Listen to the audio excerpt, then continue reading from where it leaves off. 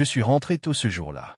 La réunion trimestrielle du conseil d'administration à Dallas avait été annulée à la dernière minute en raison d'une confusion d'horaire.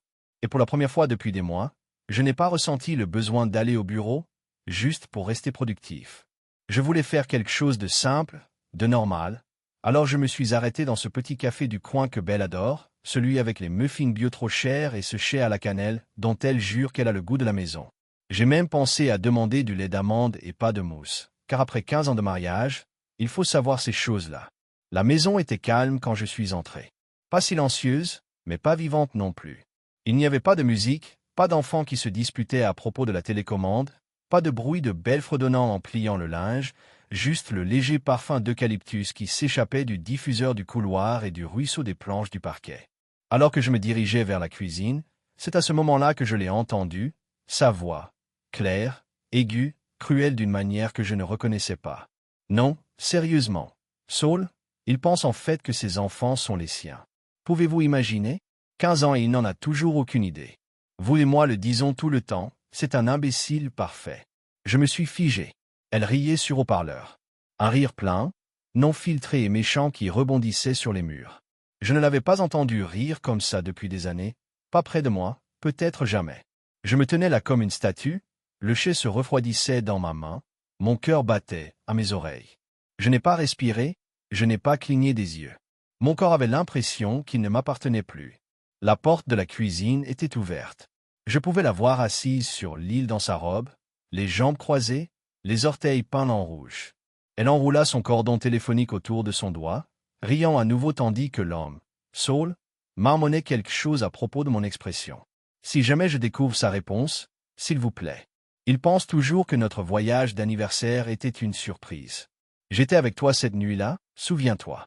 J'ai reculé prudemment, lentement, un pied à la fois, comme si le sol risquait de se briser sous moi si j'avançais trop vite. Je n'ai pas laissé tomber le chai, je n'ai pas crié ni fait irruption. Je n'ai pas demandé combien de temps, ni pourquoi, ni quel genre de monstre pouvait faire ça à quelqu'un qui leur avait tout donné. Au lieu de cela, je suis parti. Je suis sorti par la porte d'entrée aussi doucement que je suis entré et je me suis assis dans ma voiture, je me suis juste assis là. J'ai placé le chai sur le siège passager, encore assez chaud pour embuer le couvercle de la tasse, puis j'ai regardé mes mains. Ils tremblaient. Je ne savais pas si c'était de la rage, du chagrin ou les deux, mais je ne pouvais pas les faire arrêter. 15 ans pour des enfants, 2 maisons, d'innombrables nuits à se tenir les cheveux pendant qu'elle pleurait à cause du cancer de sa sœur.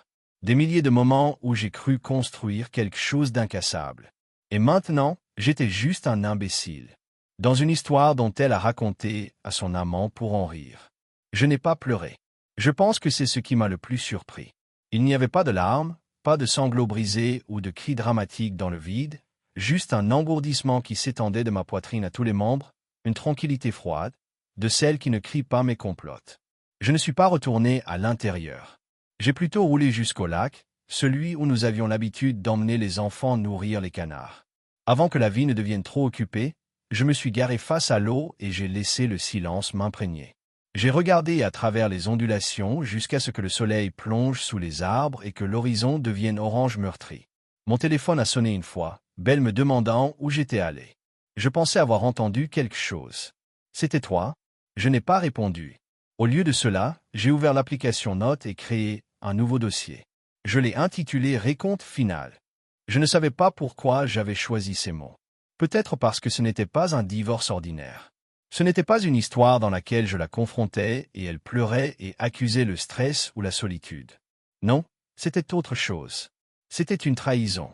Si profondément que cela a reprogrammé qui j'étais. Ce soir-là, je suis rentré chez moi bien après que les enfants étaient couchés. La lumière du couloir était allumée. Belle était sur le canapé en train de regarder une émission de télé-réalité, les jambes repliées sous elle, une couverture remontée jusqu'à sa taille, comme si rien dans son monde n'avait changé. Elle leva les yeux et sourit faiblement. « Tu n'as pas envoyé de SMS. »« J'avais besoin d'air. » dis-je en plaçant la tasse de chai à la poubelle sans la regarder. « Encore une longue journée, tu n'en as aucune idée. » Elle a hoché la tête et s'est retournée vers l'écran comme si tout était normal, comme si ma vie n'était pas en morceaux sur le sol qu'elle avait passé l'aspirateur il y a quelques heures à peine. Je suis monté à l'étage, J'ai embrassé les enfants pour leur souhaiter une bonne nuit et je suis resté devant chacune de leurs portes plus longtemps que d'habitude. Callie a marmonné quelque chose dans son sommeil à propos d'un projet scolaire. Eden était enroulé autour d'un ballon de football. Rory avait une chaussette sur l'autre dans sa tête d'oreiller. Le pouce de Mira était dans sa bouche, son lion en peluche bercé dans ses bras. Ils étaient à moi, du moins je l'avais pensé. Mais maintenant, il y avait un siège de doute si cruel que je pouvais à peine les regarder sans entendre la voix de Belle.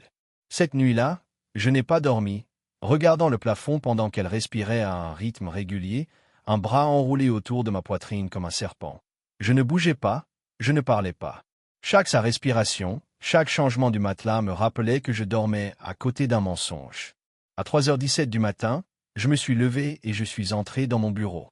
J'ai allumé la lampe de bureau et ouvert une page blanche sur mon ordinateur portable. J'ai écrit une phrase: « Le moment où vous entendez la vérité et choisissez le silence est le moment où vous commencez votre guerre. » Je l'ai sauvegardé et j'ai commencé à planifier. Le lendemain matin, j'ai entendu son appel téléphonique. Je me tenais devant le miroir de la salle de bain et essayais de me raser, mais ma main tremblait juste assez pour me couper la mâchoire. Une petite traînée rouge glissa le long de mon cou et je ne pris pas la peine de l'essuyer. Je l'ai juste regardé, me demandant depuis combien de temps je saignais d'une manière qu'aucun miroir ne pourrait montrer. En bas, la maison se réveillait, des toasts brûlaient dans le miroir de la cuisine et se plaignaient de ses chaussettes. Belle riait comme si elle n'avait pas ouvert mon monde 12 heures plus tôt. J'ai traversé la routine comme un fantôme, déposant Eden au camp de football, hochant la tête pendant que Rory parlait de son dessin, embrassant le front de Mira quand elle me tendait ses doigts collants en série, mais je me sentais comme un étranger dans une maison que j'avais construite de toutes pièces. Je ne pouvais les regarder de la même manière, pas après ce que j'ai entendu. Et le problème était que je ne voulais pas arrêter de les aimer, même s'ils n'étaient pas les miens. Mais j'avais besoin de savoir. J'ai donc commencé avec des brosses à cheveux. Callie a assez de mèches pour remplir une enveloppe. Les brosses à dents du garçon ont été placées dans des sacs Ziploc étiquetés comme une expérience scientifique. La tétine de Mira et l'intérieur de son chapeau, le tout collecté, scellé et stocké dans un tiroir sous mon bureau. Je ne voulais pas les envoyer sous mon nom. Belle était du genre à vérifier les journaux de courrier, les factures de téléphone et l'historique des navigateurs si elle soupçonnait que quelque chose n'allait pas. Elle était prudente même dans sa trahison, ce qui me disait que cela durait depuis plus longtemps que je ne voulais l'admettre. J'ai donc appelé un vieil ami, Gavin, un copain d'université devenu infirmier aux urgences dans le nord de l'État. Je lui ai dit que j'avais besoin d'une faveur. Aucune question posée. Il n'en a pas demandé. Il m'a donné une boîte P et a accepté de recevoir les kits ADN en mon nom. J'en ai commandé 5, un pour chaque enfant, un pour moi, et je les ai envoyés avec de faux noms mais de vrais échantillons. Puis j'ai attendu. Ces 10 jours ont duré plus longtemps que tout ce que j'avais vécu. Je suis allé travailler, j'ai assisté aux réunions du conseil d'administration, j'ai ri de blagues que je n'entendais pas et j'ai fait l'amour avec une femme que je pouvais à peine supporter de toucher. Je me détestais d'avoir encore besoin de sa chaleur, mais je devais aussi jouer mon rôle. Si je glissais, si je le laissais entendre, je savais qu'elle disparaîtrait comme une fumée, et je n'étais pas prêt pour ça. Pas encore. Lorsque les résultats sont arrivés, Gavin m'a envoyé un seul texto. Pas un match. Aucun d'entre eux. Toi, d'accord. Je n'ai pas répondu. Au lieu de cela, j'ai marché jusqu'au parc le plus proche, je me suis assis sur un banc près du terrain de jeu et j'ai regardé des inconnus pousser leurs enfants sur des balançoires. Je ne sentais pas mes mains. Ma bouche était sèche. Le vent était violent contre ma peau, comme si l'air lui-même s'était retourné contre moi. Pas un match, pas même un pour les enfants que j'ai nommés. J'ai appris à faire du vélo, je suis resté éveillé toute la nuit quand ils avaient la grippe, pour les anniversaires, pour Noël, pour les pères Dieu qui me regardaient comme si j'étais leur monde. Aucun n'était à moi. Je n'ai pas crié, je n'ai pas pleuré. Je suis resté assis là et j'ai laissé tout m'enterrer. Je pensais que si je restais assis assez longtemps, je disparaîtrais. Je suis rentré à la maison juste après le coucher du soleil. Belle était dans le jardin avec un miroir qui faisait des bulles. Elle a levé les yeux et a souri comme si elle n'avait pas participé à la lente destruction de toute mon identité. J'ai forcé un signe de tête. Callie est venue ensuite, demandant si nous pouvions avoir une glace plus tard. Bien sûr, dis-je, ma voix sortant de ma gorge. Nous pouvons y aller, nous tous. Le sourire sur son visage me fit nouer l'estomac. N'était-elle vraiment pas à moi? Comment quelque chose d'aussi brillant a-t-il pu naître d'une telle obscurité? Mais les résultats n'ont pas menti. Le lendemain, j'ai engagé un détective privé. Il s'appelait Preston Val, discret et cher. Je lui ai tendu une photo de Saul. Quand je l'ai trouvé enterré dans un dossier de la réunion universitaire de Bell il y a 5 ans, j'ai su que c'était lui.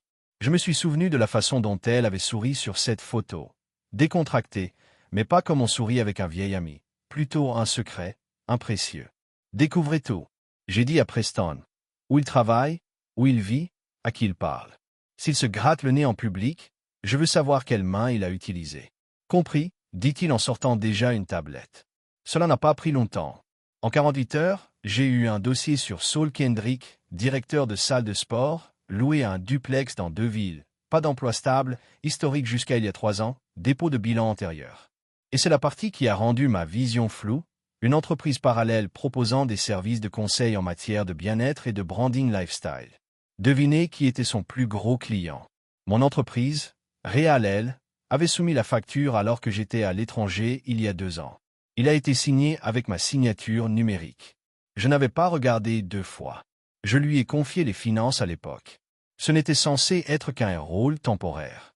Pendant que je trouvais une directrice financière, il s'est avéré qu'elle payait son amant avec mon argent. J'ai regardé la fausse facture comme si elle risquait de disparaître soudainement si je clignais trop des yeux. Mais non, c'était réel. Mon argent, ma compagnie, ma femme. Payer un autre homme pour qu'il joue à la maison dans mon dos. Mes mains se sont serrées en poing sur la table. Les bords du papier se plissèrent sous ma poigne. Cette nuit-là, je l'ai regardé dormir à nouveau. Belle s'était toujours blottie vers moi dans le noir, même lorsque les choses étaient froides entre nous. C'était l'habitude de son corps, pas de son cœur. Je l'ai regardée et je me suis demandé ce qu'elle m'avait pris d'autre. Des années de confiance, maintenant une identité. Pourtant, je n'ai rien dit. Au lieu de cela, j'ai commencé à construire un mur autour de moi. Brique par brique, silencieusement, calculé, j'ai commencé à installer le pare-feu financier, à geler les comptes conjoints, à transférer mes économies vers une fiducie cachée sous le nom de mon cousin Malcolm Jr. J'ai fait une copie de tous les documents que Bell avait jamais signés en mon nom.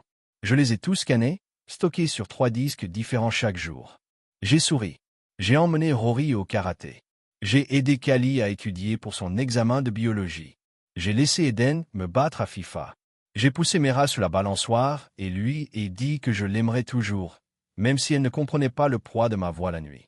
J'ai tout noté, chaque mouvement, chaque incohérence, chaque fois que Belle quittait la maison dans une tenue différente de celle qu'elle prétendait porter pour travailler, chaque déconnexion de notre compte, chaque appel vers un numéro inconnu.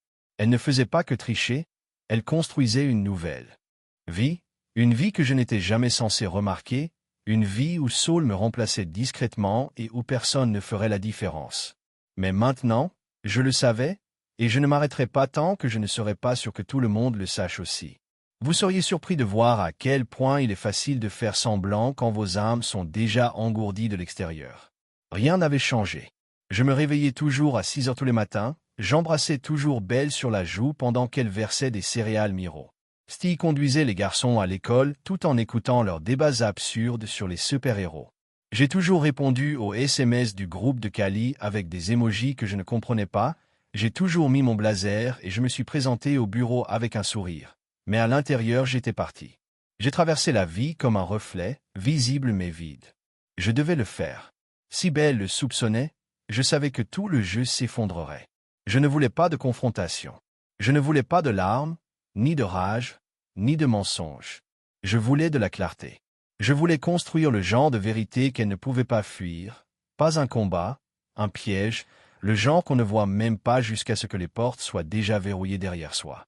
La première chose que j'ai faite a été de jouer le rôle mieux que jamais. J'ai recommencé à planifier des soirées en famille, soirée de jeu le vendredi, soirée cinéma le dimanche. J'ai réservé un week-end en chalet près du lac, quelque chose que Belle avait demandé il y a des mois, mais que j'avais toujours reporté. Les enfants étaient ravis. Elle était surprise, ni rayonnante, ni méfiante, juste surprise. Je pense qu'une partie d'elle pensait que j'essayais de la reconquérir, que je sentais quelque chose glisser et que je m'efforçais de la retenir. Bien, laissez-lui croire que la prochaine partie était financière. J'ai bougé lentement, doucement, avec précision. J'ai embauché une équipe juridique privée sous le nom d'une filiale que j'avais fermée il y a des années. J'ai rebaptisé la fiducie que j'avais créée sous le nom de mon cousin. Ensuite, j'ai déplacé les actifs, pas d'un seul coup, juste assez petit à petit, pour que le moment venu, elles ne puissent toucher à rien.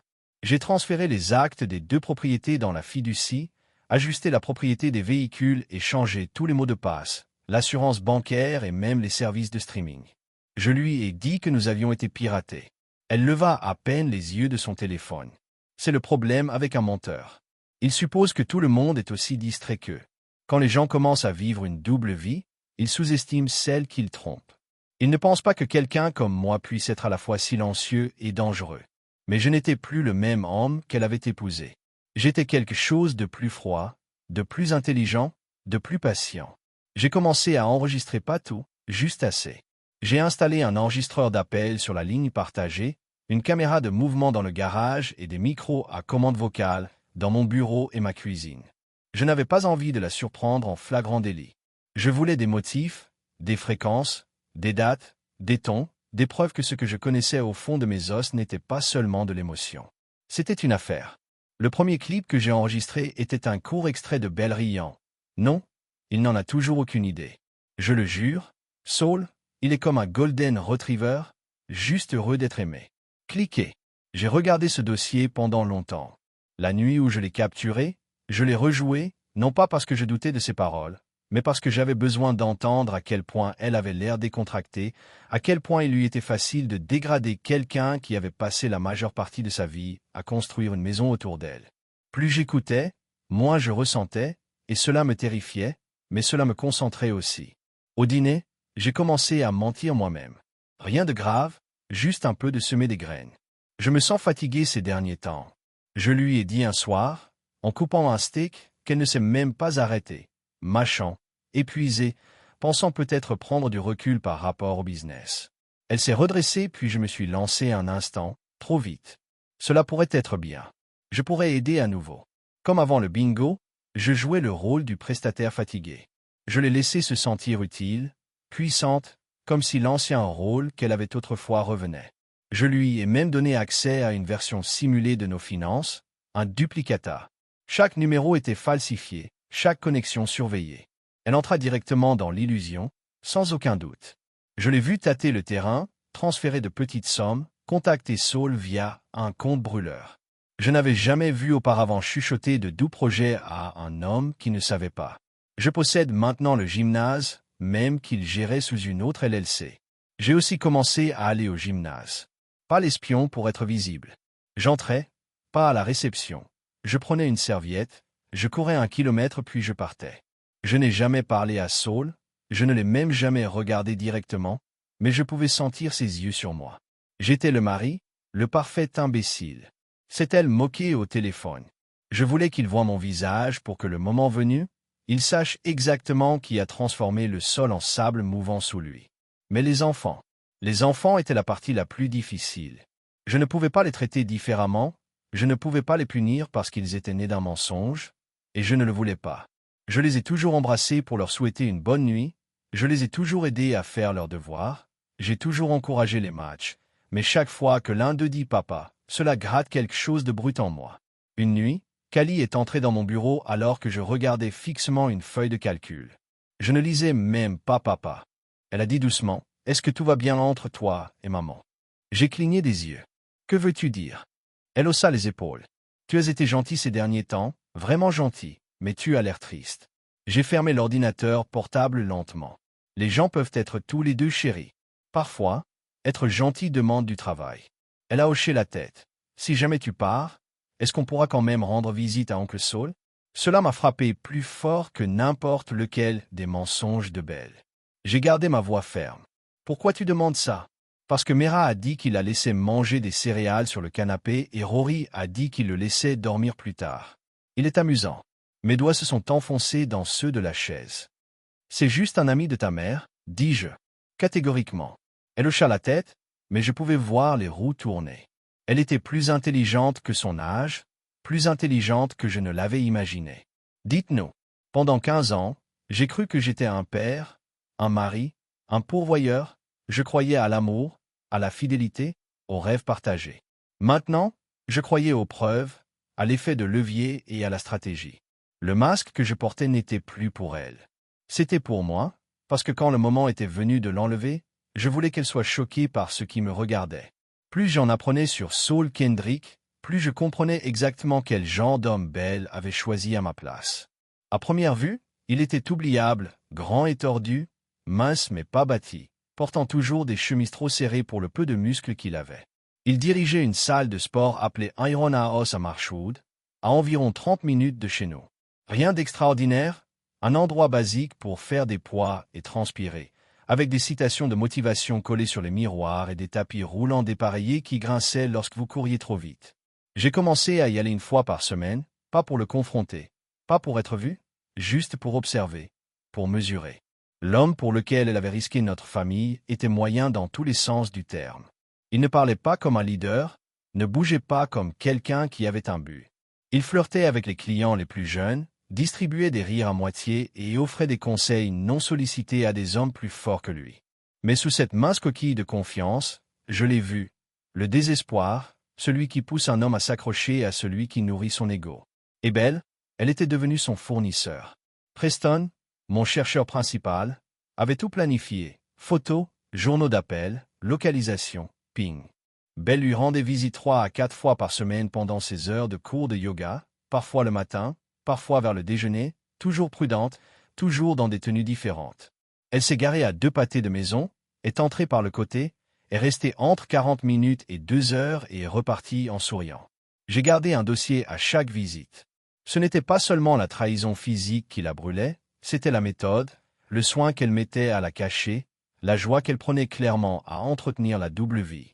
Quand Preston m'a tendu une clé USB remplie d'images fixes de s'embrassant derrière la porte arrière du gymnase, je n'ai pas bronché. J'avais déjà vu la vérité dans ses yeux. Ce n'était qu'une confirmation. Mais ensuite est arrivée la partie à laquelle on ne s'attendait pas. Malcolm Preston a dit un soir, penché en arrière dans le stand du restaurant tranquille où nous nous sommes rencontrés. Vous voudrez peut-être y regarder de plus près. Il fit glisser un dossier sur la table. À l'intérieur était imprimé INV, chacun étant étiqueté sous un cabinet de conseil générique, Kendrick Wellness Solutions LLC. Chacun approuvé par quelqu'un de mon entreprise, chacun signé de mon nom. Sauf que je n'en avais jamais vu. D'où vient-il? Ai-je demandé, même si je sentais déjà la réponse me parcourir le dos. Preston a consulté les documents de votre service des comptes créditeurs.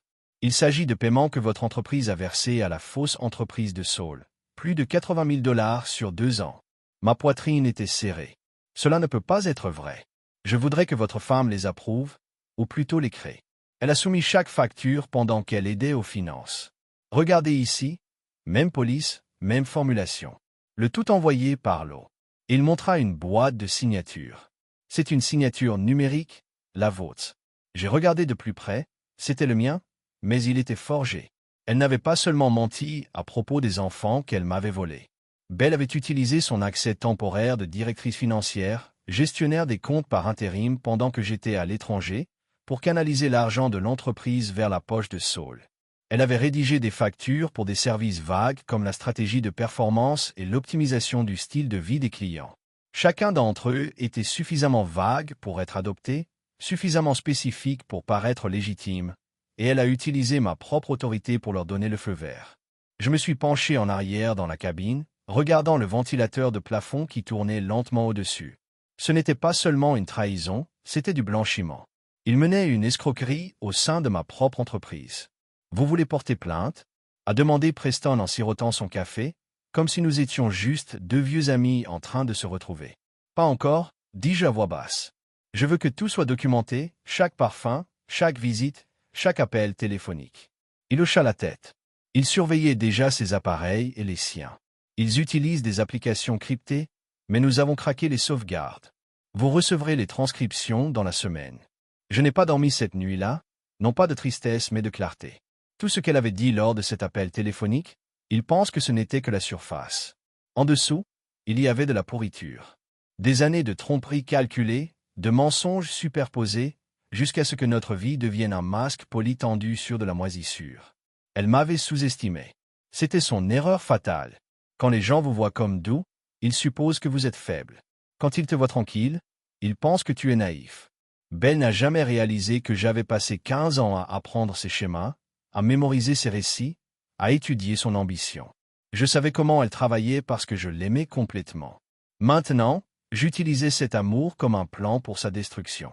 Le lendemain, j'ai appelé mon avocat et j'ai lancé un audit discret des finances de l'entreprise en utilisant une société parallèle pour le déclencher afin que cela ne puisse pas remonter jusqu'à moi si quelqu'un nous demandait que nous préparions une fusion. Cela m'a donné une couverture, m'a donné du temps, m'a donné un accès complet à tous les documents que Belle avait touchés. J'ai également ajouté de nouveaux protocoles à notre système financier, examen manuel, porte d'approbation tierce et suivi interne des filigranes. Si elle essayait de déplacer $1, je le saurais. Si Saul essayait d'envoyer une autre facture, cela déclencherait un rapport. Et puis j'ai attendu. À la maison, j'ai continué le jeu.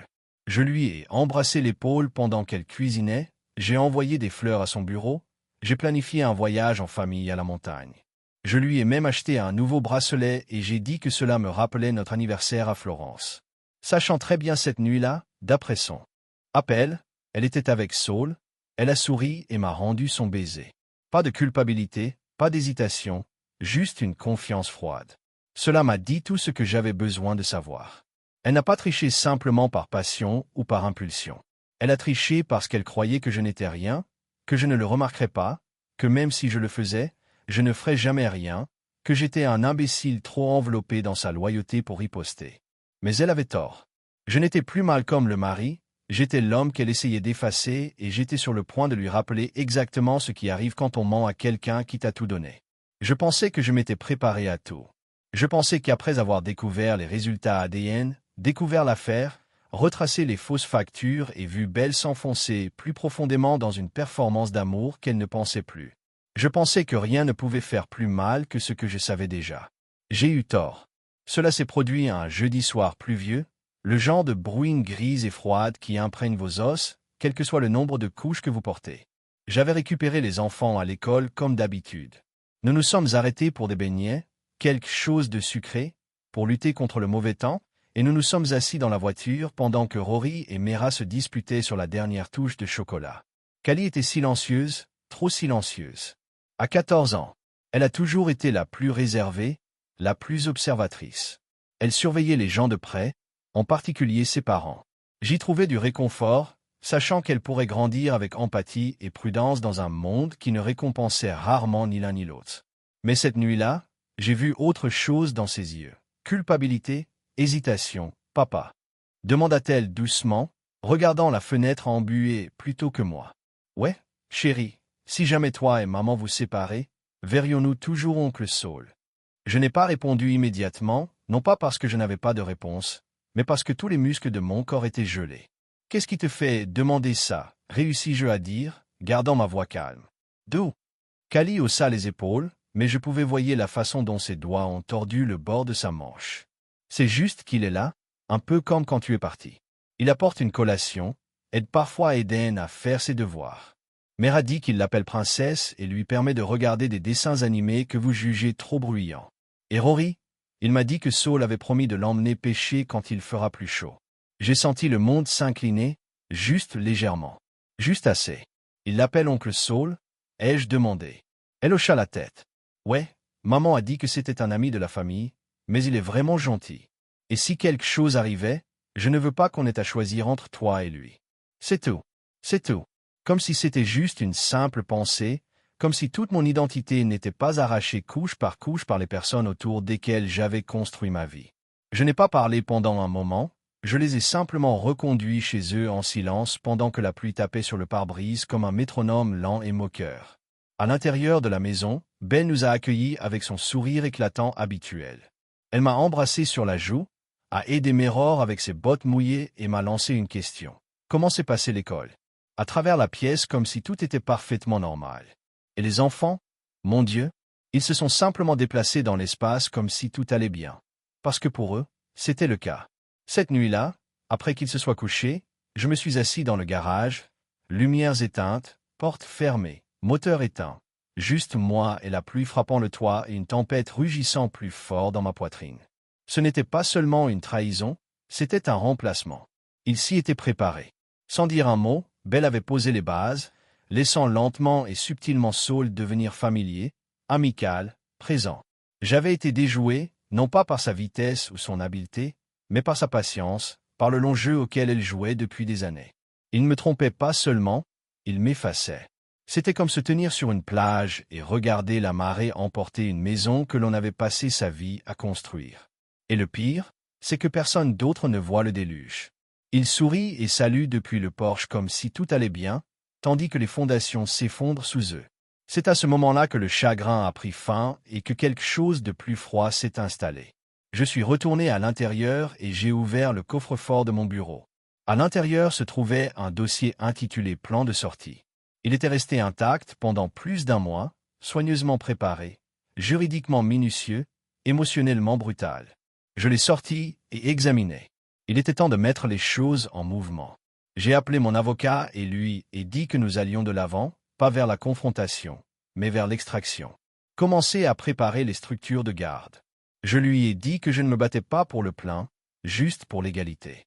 Mais je veux des garde-fous, pas de nouvelles figures masculines du jour au lendemain, pas de changement d'école non autorisé, pas d'aliénation parentale.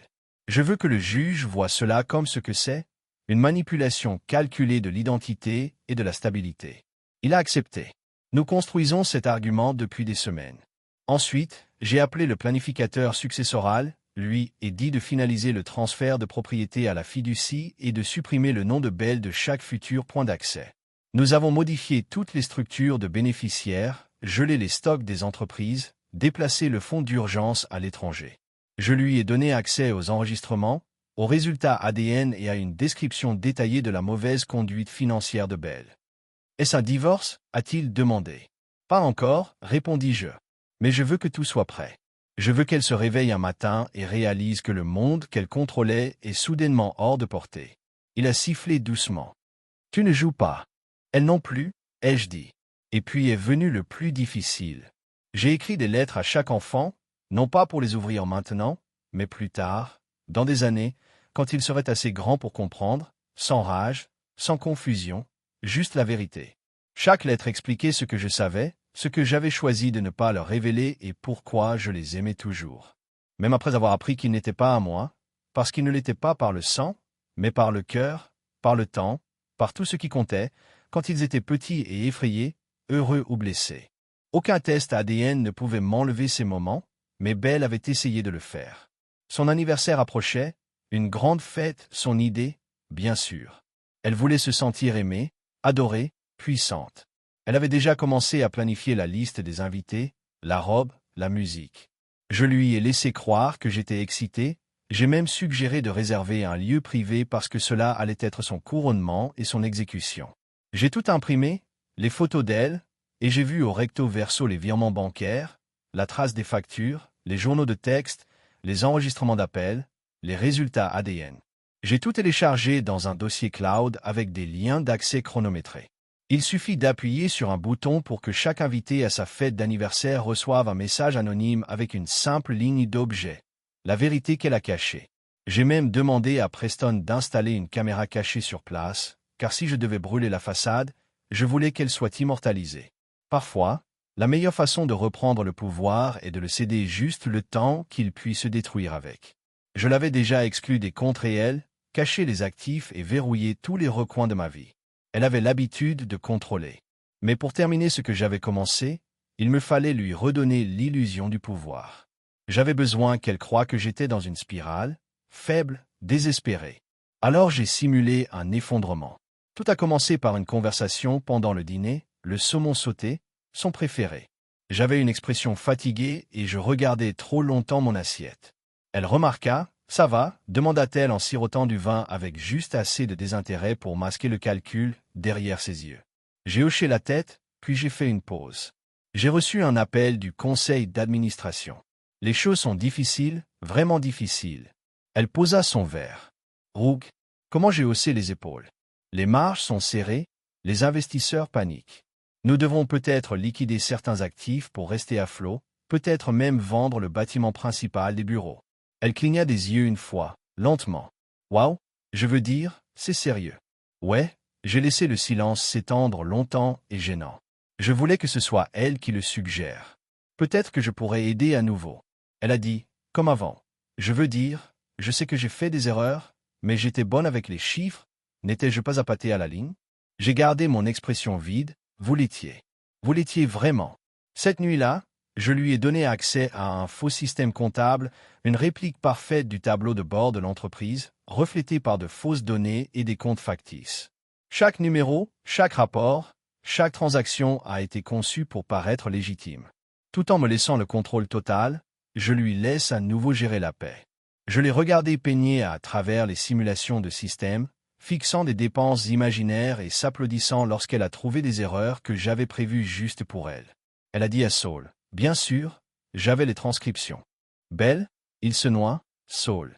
Il ne le voit même pas venir. Je pense que nous devrions commencer à parler de la façon de le considérer comme doucement. Il est fragile en ce moment. Saul, je vous ai toujours dit que ce jour viendrait. Belle, je sais. Je ne veux tout simplement pas l'effrayer pour agir de façon imprédiante. Laissez-le penser que j'aide. Il m'a fallu pour ne pas casser mon téléphone en deux quand j'ai lu cela. Mais je ne l'ai pas fait.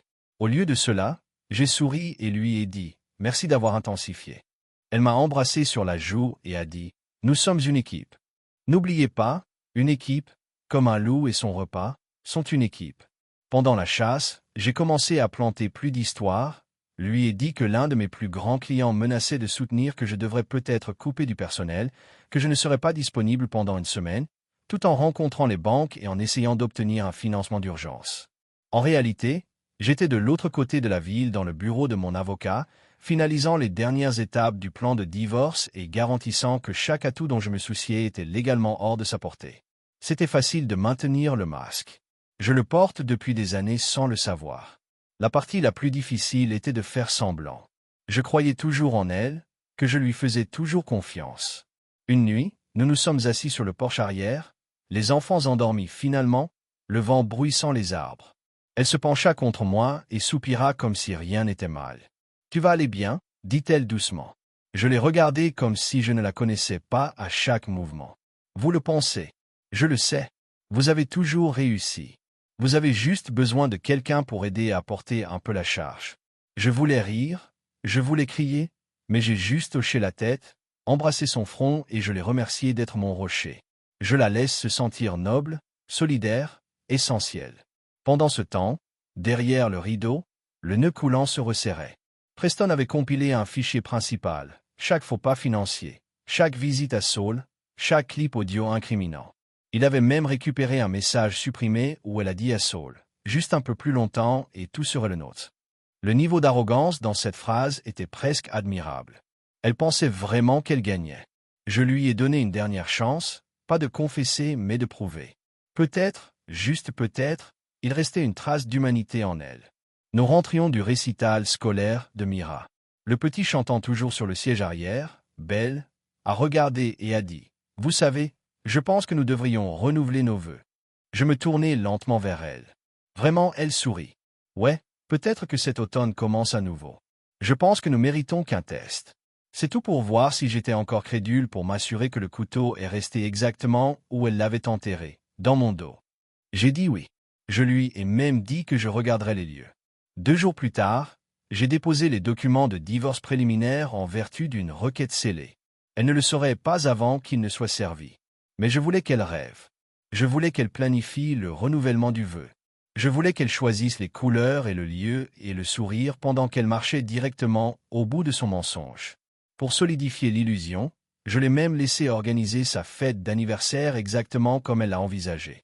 Elle a réservé le traiteur, a envoyé les invitations, a loué une salle d'événements au bord du lac. Elle a passé une partie de fonds d'affaires d'urgence que j'avais approuvé pour qu'elle puisse gérer. Elle ne savait pas que les comptes qu'elle tirait étaient faux, que les fonds avaient des marqueurs de suivi, que chaque vendeur qu'elle a embauché était déjà bouclé. Et puis, parce que la trahison aime doubler, elle a invité Saul, pas en privé comme son invité. Ce sera bon pour les apparences, a-t-elle dit quand j'ai accidentellement vu l'invitation au réfrigérateur. Nous montrons un support d'unité. Il est comme sa famille. Non, non, dis-je en cachant le venin derrière mes dents. J'ai ajouté une autre page au dossier de fête. Sa robe est arrivée 2 jours plus tôt, une robe élégante de couleur champagne avec un dos bas et des paillettes à l'ourlet. Mera a dit, maman ressemble à une reine. J'ai accepté, une reine entrant sur une scène construite entièrement de ses mensonges, et je serai celui qui tire le rideau. La dernière semaine avant sa fête, j'ai à peine parlé, non pas du silence, mais hors de contrôle. Chaque détail a été aligné, le diaporama était prêt, le dossier cloud a été préchargé, les SMS, les emails et les dossiers imprimés ont été emballés dans des enveloppes scellées étiquetées avec les noms de chaque personne qui assiste à l'événement. Ses parents, son patron, nos amis les plus proches et les membres du conseil d'administration de ma compagnie. Elle pensait qu'elle entrait dans une célébration, mais elle entrait dans un procès et les preuves qu'elle a construites elle-même. Le jour de l'anniversaire de Belle est arrivé croquant et sans nuages, le genre de matin du ciel bleu qui vous incite à croire que rien ne pouvait mal tourner. Je me tenais près de la fenêtre avec mon café, regardant les enfants courir dans l'arrière-cour, leur rire flottant à travers l'écran ouvert. Mera poursuivait Rory autour du swing d'arbre, tandis qu'Eden et Callie se disputaient qui s'asseyeraient sur le siège avant sur la route jusqu'au lieu. À l'intérieur, la maison sentait la lotion à la vanille et l'après. Belle était debout depuis l'aube, rebondissant entre les tutoriels de maquillage et les révisions de playlist, perfectionnant l'image finale de sa vie. Tout devait avoir l'air parfait, tout devait briller.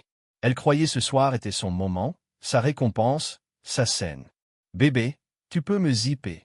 a-t-elle appelé à l'étage. J'ai grimpé les marches lentement, prenant une profonde inspiration avant d'ouvrir la porte de la chambre.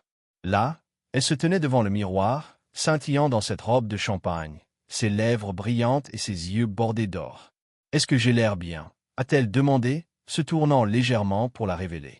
J'ai souri. « Juste assez, vous avez l'air inoubliable. » Alors que je zippais la robe, son parfum m'a atteint, doux, cher, suffocant. Mes doigts ont brossé l'arrière de son cou et je me suis attardé pendant une demi-seconde, plus longtemps que nécessaire. Elle se pencha en arrière, ferma les yeux. « Vous avez été si bon avec moi ces derniers temps. » « Je sais. » Elle s'est retournée, a embrassé ma joue et a chuchoté. « Je pense vraiment que cette année va être différente pour nous. » J'ai hoché la tête, le cœur stable, plus froid que jamais. Ce sera. Nous sommes arrivés sur le site juste après le coucher du soleil. Le lac Isidore brillait de lumière de cordes, de lanternes flottant au-dessus du patio, de la musique se déversant déjà des haut-parleurs. L'équipage de restauration s'est déplacé comme un travail d'horlogerie. Les invités arrivaient dans des vagues, des amis, des collègues, ses anciens colocataires, mes partenaires commerciaux, même ses parents, tout le monde s'habillait à neuf, sirotant des cocktails et échangeant des compliments. J'ai regardé tout se dérouler avec le calme d'un homme debout à côté d'une falaise, sachant que tout le monde était sur le point de le retirer. Les yeux bandés, Belle a travaillé la pièce comme un air pro. Des baisers, des câlins chauds, des rires polis. Elle a fait une démonstration de présentation de Saul à quiconque ne le connaissait pas. C'est un vieil ami de la famille, a-t-elle dit avec un clin d'œil, faisant pratiquement partie de la famille. Il était suffisant mais contrôlé, portant un costume de la marine qui ne pouvait probablement pas se permettre sans son aide, faisant un sourire qui disait qu'il croyait appartenir ici. Peut-être qu'il a fait. Après tout, il avait déjà la loyauté de l'enfant, le dessus émotionnel et la confiance d'un homme qui pensait qu'il remplacerait quelqu'un comme moi, sans résistance. Il n'avait aucune idée que j'avais écrit le script de ce soir, et il était la star de l'acte final. J'ai fait serrer la main, offrant des remerciements, souriant juste assez. J'ai plaisanté avec les membres du conseil d'administration, posé pour quelques photos et des lunettes teintées avec ses parents, qui ne m'aimaient jamais beaucoup mais ce soir a fait semblant de le faire. Laissez-les avoir leurs fantasmes. Ils se souviendraient de cette nuit pour toujours.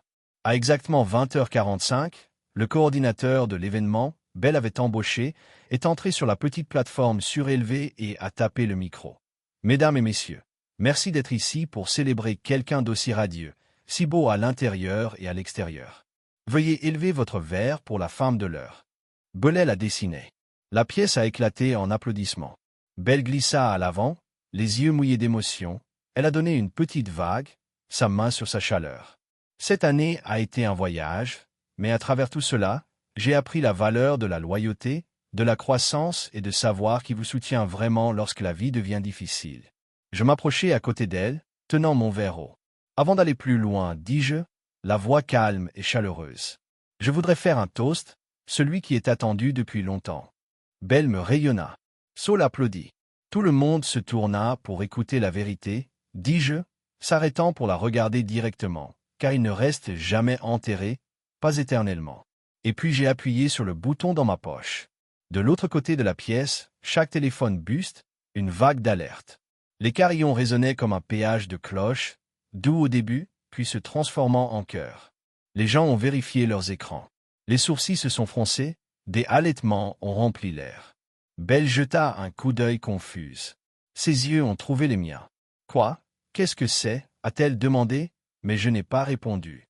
Je me suis reculé légèrement et je me suis tourné vers l'écran principal du projecteur derrière nous. Il a pris vie en un clic. Photo 1, Belle embrassant Saul derrière le gymnase. Taille stampée photo 2, elle souriant dans son lit. Tiré des Pivaniches. Clip audio 1, il pense en fait que ses enfants sont son Saul. Et je le dis tout le temps, c'est le fou parfait. Clip audio 2, un peu plus longtemps et tout sera le nôtre. Puis sont venus les rapports ADN, alignés enfant par enfant. 0% de paternity match. Ensuite, les fausses factures, sa signature forgée, son nom d'entreprise, les serrures de transfert. Ensuite, les courriels, ses plans détaillés pour déplacer lentement les enfants vers Saul, ses confessions à une amie de la façon dont j'étais à l'aise, pas excitante. Ses messages moqueurs sur la facilité avec laquelle je m'étais trompé. Silence, pas le silence stupéfait de la confusion, mais le silence net et suffocant de la vérité se déchirant dans l'air comme un verre brisé. La bouche de Belle se déplaçait, mais aucun son n'est sorti. Ses yeux s'écarquèrent d'un écran à l'autre.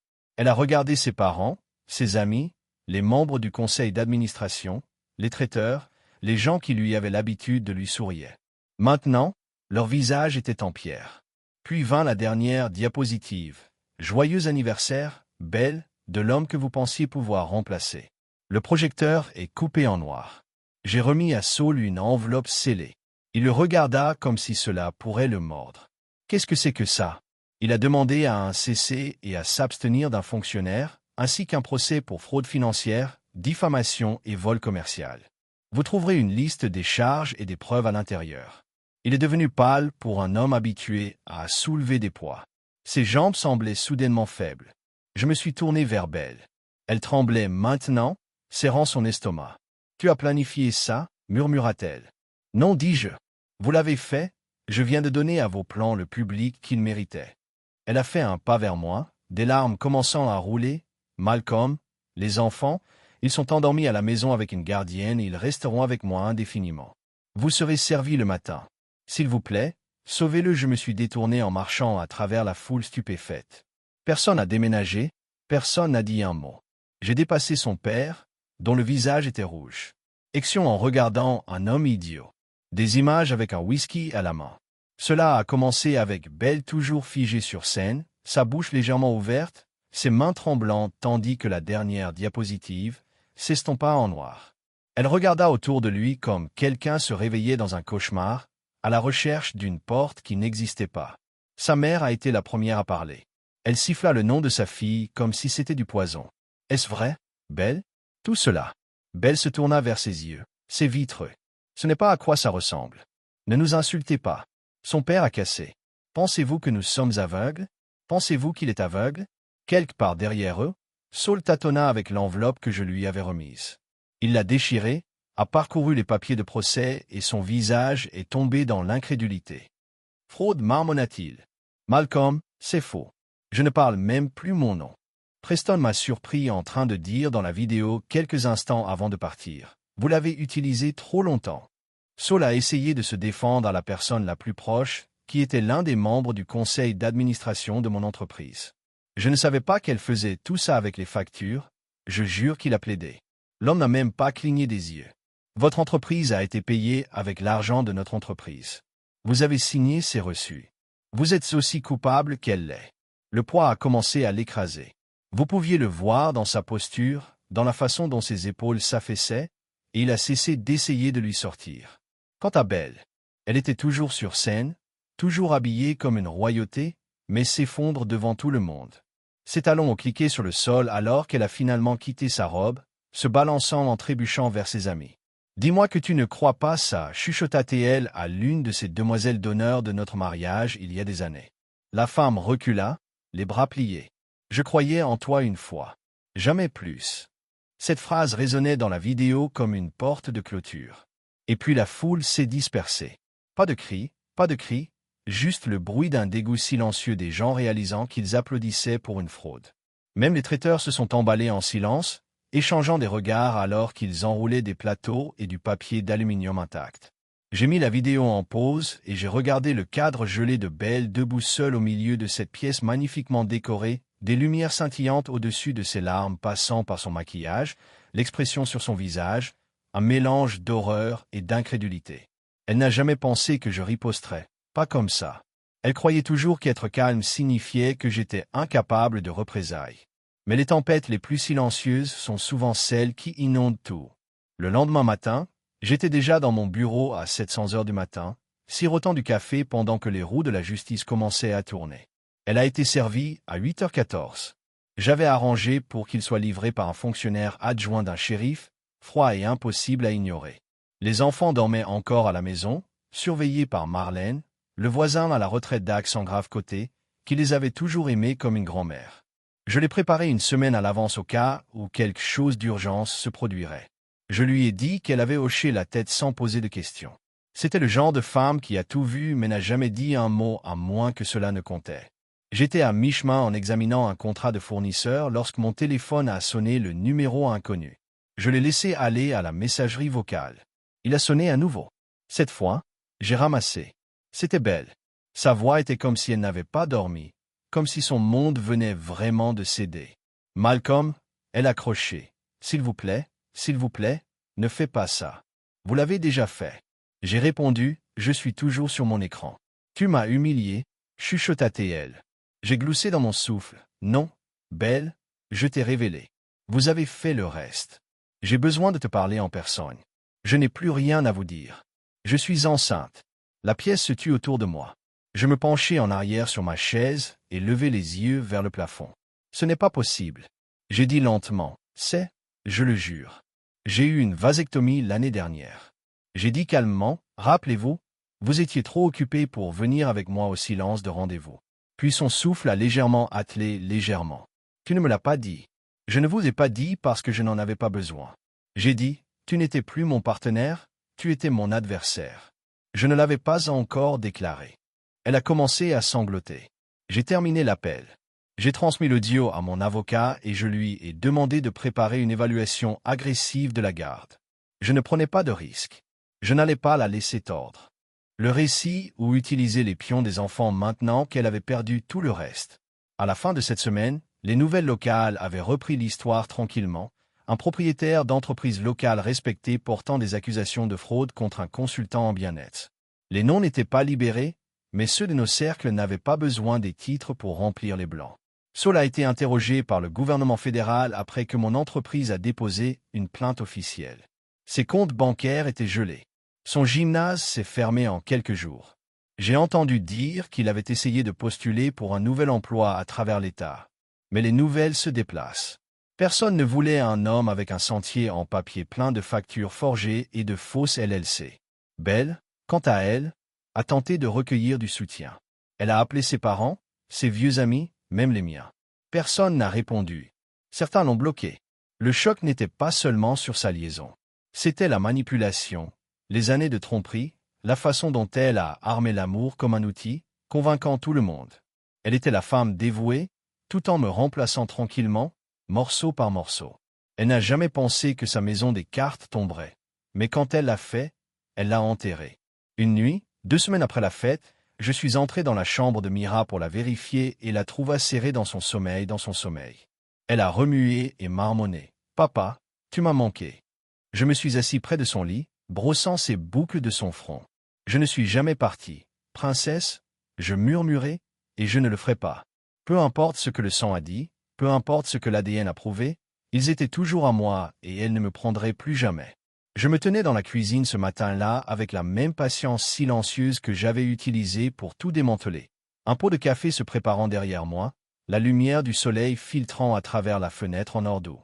Je venais de couper une pomme pour moi quand j'ai entendu le coup à la porte, 3 enveloppes fermes, juste à l'heure. Je ne me suis pas précipité. Je me dirigeai vers la porte et l'ouvrai lentement, gardant mon expression calme. Sur le porche se tenait un député d'un shérif en uniforme complet, une enveloppe de manille pliée dans une main, le presse-papier dans l'autre. « Monsieur Drew ?» a-t-il demandé. J'ai hoché la tête, elle est à l'intérieur. Le député a fait un signe de tête courtois et est intervenu sans fanfare. Quelques instants plus tard, je l'ai entendu descendre les escaliers. Elle portait toujours sa robe, ses cheveux défaits, des pantoufles traînant légèrement. Je pouvais dire qu'elle n'avait pas dormi. Elle avait l'air pâle, ses lèvres sèches, ses yeux rouges mais provoquants. Puis elle l'a vu. « Qu'est-ce que c'est ?» a-t-elle demandé, voix fragile. Le député a tenu les limites. « Vous êtes officiellement servie, Madame Drew. Pétition de divorce, procédure de garde des enfants et documentation ci-jointe. Veuillez signer ici pour confirmer le reçu. » Elle cligna des yeux une fois, deux fois. Sa main planait sur l'épingle. « Malcolm » murmura-t-elle. Je n'ai pas dit un mot, je me suis simplement penché contre le cadre de la porte avec mes bras croisés. Elle a signé. Il lui tendit le paquet et se tourna pour partir. « Vous avez 30 jours pour répondre. Votre avocat peut contacter le tribunal énuméré ici pour l'audience initiale. » Lorsque la porte a fermé, elle n'a pas parlé. Au début, elle a juste regardé les papiers comme s'ils étaient écrits en feu. Puis elle s'est tournée vers moi, l'ouverture de la bouche et la fermeture, comme si elle ne pouvait pas comprendre par où commencer. « Tu fais vraiment ça ?» a-t-elle finalement dit. J'ai hoché la tête, je suis. « Vous n'avez rien dit tout ce temps. Pourquoi ne m'as-tu pas affronté ?» J'ai légèrement incliné ma tête. Cela vous aurait-il arrêté? Je m'arrêtai, les lèvres tremblantes. Vous n'aviez pas le droit de m'exposer comme ça. J'ai ri.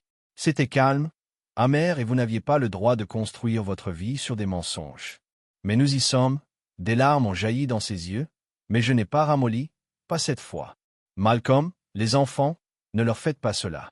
Je ne le suis pas, vous l'avez déjà fait, je les protège juste maintenant.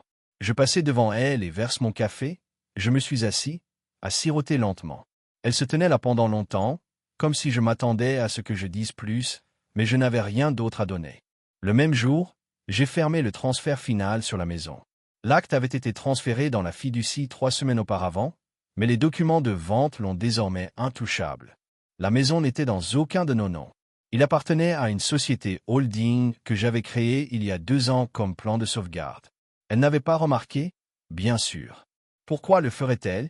Elle n'avait aucune raison de vérifier les archives d'un homme qu'elle pensait être trop aveugle pour se défendre. Le lundi suivant, le SUV de luxe qu'elle conduisait avait disparu, repris en vertu d'une clause qu'elle a oubliée qu'elle avait signé les comptes conjoints vidés, des actions commerciales figées et redirigées à des partenaires silencieux.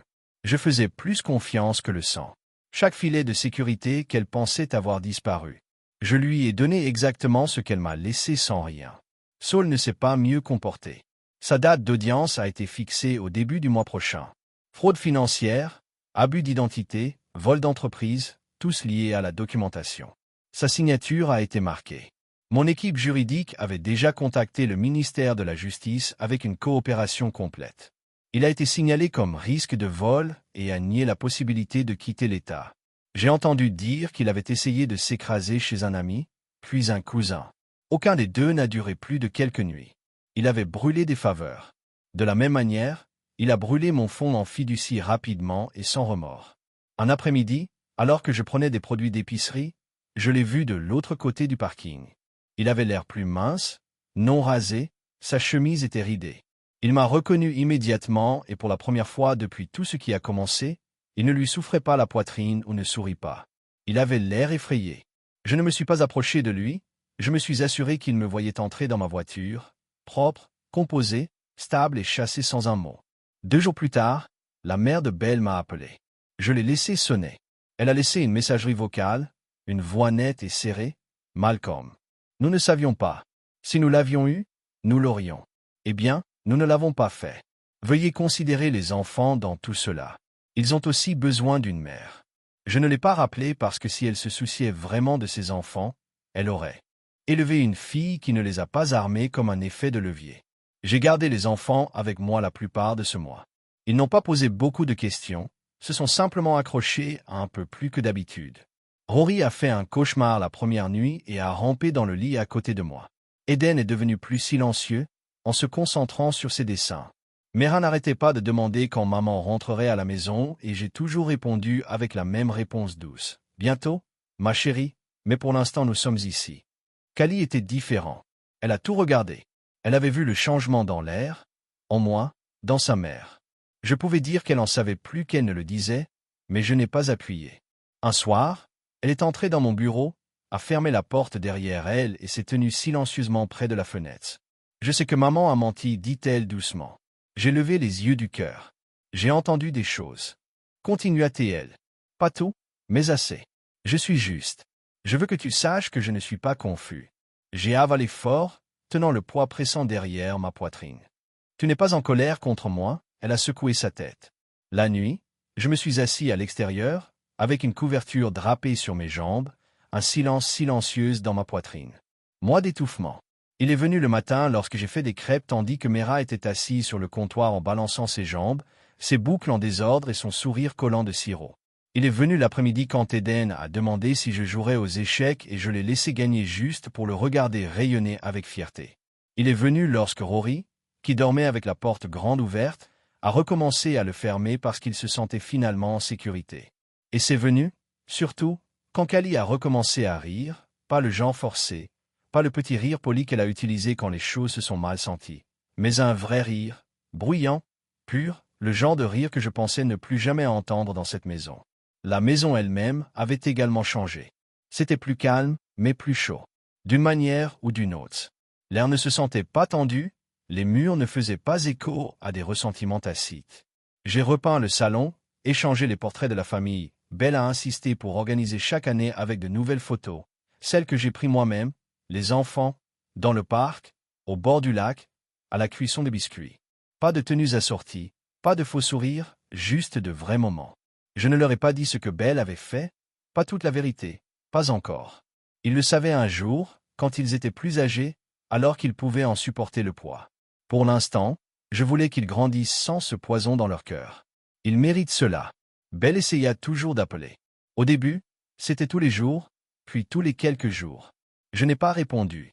Puis vinrent les SMS, « Veuillez me parler. Vous détruisez tout ce que nous avons construit. Ce sont toujours mes enfants.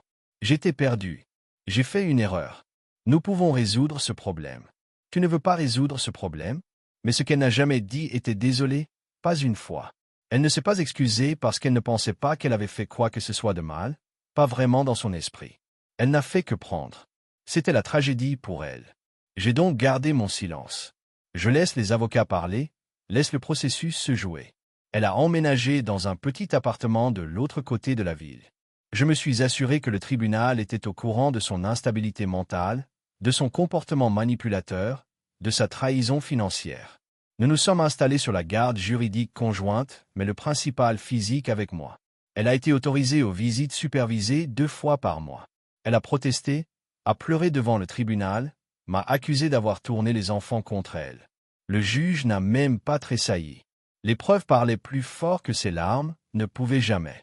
Saul, en revanche, a conclu un accord de plaidoyer, 3 ans de probation, une restitution financière et une interdiction à vie de détenir un rôle fiduciaire dans une entreprise enregistrée.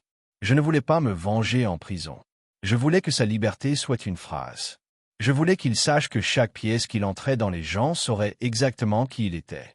Je l'ai passé une fois à l'extérieur d'une épicerie. Il s'est détourné. Bien, laissez-le continuer à marcher. Un après-midi, des mois plus tard, j'ai trouvé une enveloppe à la porte d'entrée. Pas de tampon, pas d'adresse de retour, juste mon nom. Je l'ai ouvert et déplié la feuille unique à l'intérieur. Il y a toujours la vôtre de toutes les manières qui comptent. Vous étiez toujours le meilleur homme. J'étais juste plus facile. J'espère qu'un jour ils comprennent cela. J'espère que tu guéris. J'espère que tu me pardonnes. Pas de signature, mais je connaissais son écriture. Je connaissais aussi son cœur. Qu'en restait-il? J'ai plié la note et l'ai placée dans un tiroir à côté des lettres que j'avais écrites aux enfants. Peut-être qu'un jour ils voudraient le lire. Peut-être qu'ils ne le feraient pas. Quoi qu'il en soit, j'ai fini de laisser ces mots contrôler quoi que ce soit dans ma vie. Un soir, Kali était assis à côté de moi sur le swing du porche, ses jambes se sont arrêtées sous elle. « Papa » a-t-elle demandé. « Ouais, elle vous manque-t-elle » Je n'ai pas répondu tout de suite. Le soleil se couchait à travers les arbres, peignant le ciel en orange et en lavande. J'ai pris une respiration. Je m'ennuie de qui je pensais qu'elle était. Dis-je tranquillement, pas qui elle est devenue. Kali acquiesça lentement, comme si elle comprenait déjà. J'ai tendu la main et ébouriffé ses cheveux. Mais je ne regrette pas de l'aimer, car sans cela, je ne t'aurais pas. Elle sourit, un peu triste, un peu reconnaissante. Je suis content que tu es resté. Je vais toujours rester, dis-je, quoi qu'il arrive. Cette nuit-là, je me tenais dans le couloir à l'extérieur de leur chambre et écoutais le bruit de leur respiration douce pour les enfants qui ne partagent pas mon sang, pour les enfants qui partageaient aiment. Les imbéciles croient aux gens, même lorsqu'ils ne le méritent pas. Les imbéciles se blessent, oui, mais les imbéciles survivent également et parfois les imbéciles reconstruisent. Je suis retourné au travail pleinement.